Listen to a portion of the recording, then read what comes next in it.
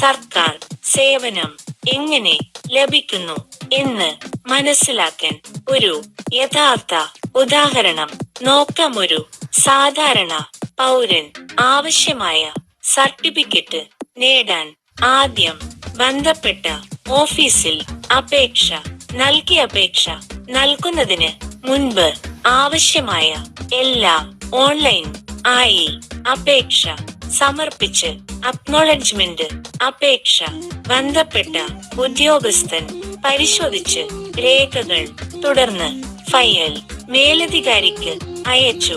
അന്തിമ അനുമതി. ഈ പ്രക്രിയയ്ക്ക് ഏകദേശം 15 ദിവസത്തോളം.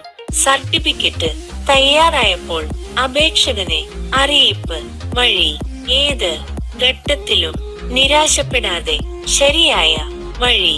ഇത്തരം അനുഭവങ്ങൾ ജനങ്ങൾക്ക് സർക്കാർ രേഖകളും അദ്ദേഹം തയ്യാറാക്കി വച്ചു. നമ്പർ സ്വീകരിച്ചു, ശരിയാണെന്ന് സ്ഥിരീകരിച്ചു, നേടി, സമയം എടുത്തു, അറിയിച്ചു. പിന്തുടർന്നത് വിജയത്തിന് കാരണമായി. സേവനങ്ങളിൽ ആത്മവിശ്വാസം നൽകുന്നു. ചാനൽ സബ്സ്ക്രൈബ് ചെയ്യാൻ മറക്കരുത്.